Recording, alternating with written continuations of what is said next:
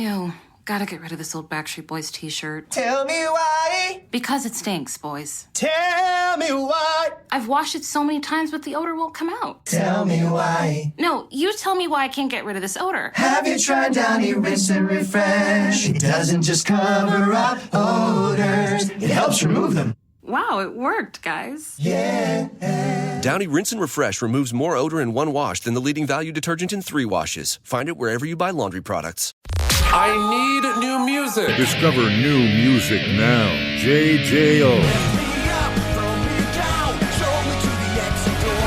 And joining me, really excited, on the phone from Collective Soul, the one and only Dean Roland. Dean, how are you, my friend? I'm doing great, buddy. How are you doing? I'm doing great. Hey, man, I appreciate you taking the time, and let's just kick it off by saying, God, this is exciting news. Brand new music from Collective Soul. Your 11th studio album. It dropped on the 12th. It was kicking ass, really, as soon as it got released. 11 albums. Is that kind of a daunting number for you? Well, we feel fortunate to be able to do what we do and to have that many records.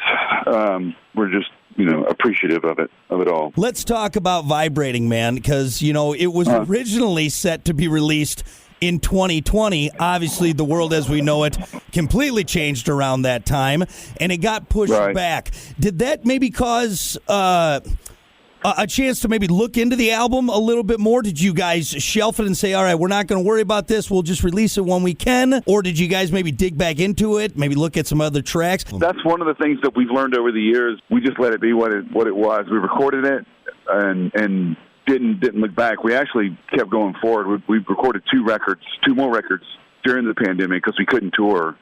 So we just wanted to stay active and creative, and we were excited about Vibrating and getting, releasing that and touring with it. But usually, when you release a record, you want to go and play some of the songs and promote it, as well. So we didn't really do much tweaking on it at all. Just let it be what it was. And I mean, obviously, you guys were happy with the product, and we're all happy with the product. And again, seeing as how well it did when it was released, hitting the #1 alternative rock album sales spot and the #1 rock album spot on Amazon and iTunes collectively. For a band that started there in the 90s, all right, in that grunge scene and during that time to now, 20-odd, almost 30-odd years later, the staying power. What do you think is there that's so special about what you guys did in the 90s and how that transitions to today and still having that staying power? I mean, I don't really know. I think it's, for us, it's just, having the gratitude of being able to make music for a living and sharing our passion. And, the guys in the band, we genuinely like each other. We're friends, we hang out. And that's the common theme throughout the whole thing. Just making music, enjoying it, being thankful for the position where we're in. Now, you, unlike some other bands that have brothers in it, you and Ed have gone through this pretty unscathed overall. What's it like being able to play with your brother all these years and still keep it together, not going the way of maybe Oasis or the Black Crowes or those other ones? No, it's great, man. He and I, we kind of figured out early on that, we two separate-minded people, but we share a common goal, and we butt heads every so often or whatever. But for the most part, it's like let's just go, make some music and have fun with it. Any times where it's like, all right, you're my brother, I love you, but if you say one more stupid thing, that's it. I'm going. I'm out of here. Yes, but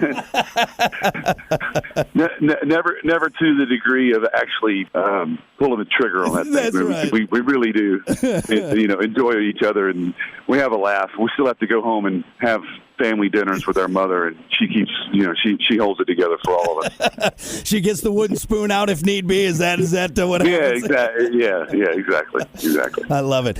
With Vibrating, obviously you guys have already given us a couple singles off of that. Do you maybe have a single that really speaks to you with this new album? One that really is like, oh man.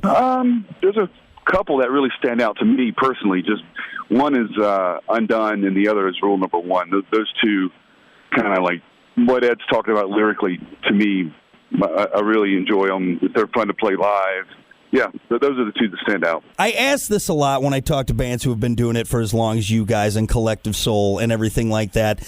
And you look back at your early stuff and obviously your early success, your self-titled debut album all the way back in 95, which just seems crazy, by the way, and where you're at now.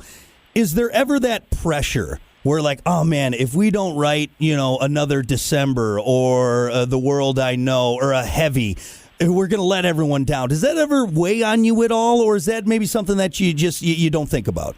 The only pressure we have is what we put on ourselves. Like the rest of it, you can't do what we do and try to appease people. You just have to make sure yourself is satisfied with what you're doing in that expression, and then you just go from there. So there's not like, we'll never write another Heavy or another World I Know. Like, it's like you just have to take it song by song.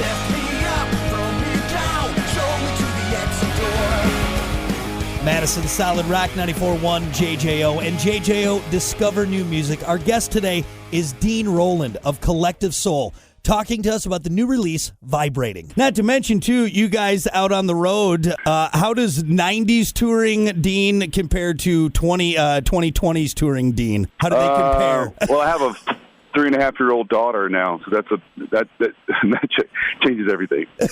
A little bit. You got to make daddy time on the road as well, I'm sure. That's right. Has she accepted? Is she at that age now where she's starting to realize, like, wow, daddy's a big rock star and he's in front of thousands of people playing songs? Or is she just still, she doesn't give a she's getting it. She loves music, but as far as like, I'm just daddy to her.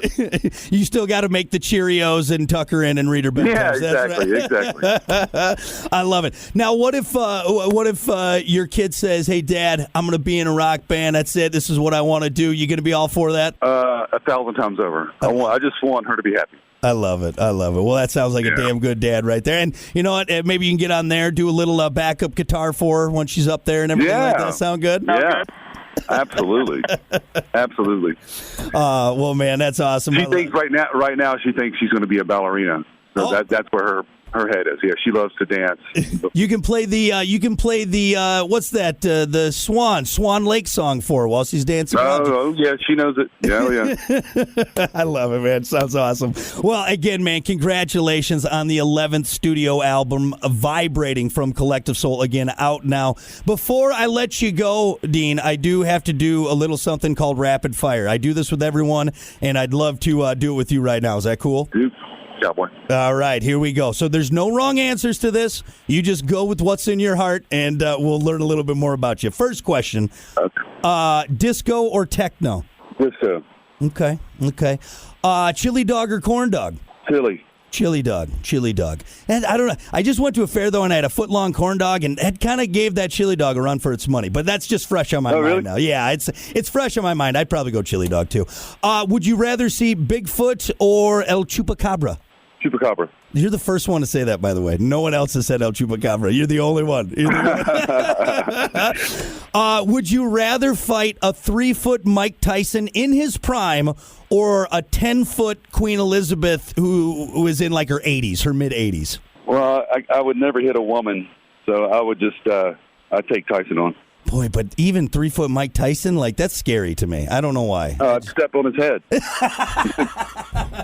Just hold him back, like do that arm reach. Yeah. Just hold him back. He's swinging away. I'd punt him. I'd do whatever. I'd get rid of him quick. I got a bad temper sometimes.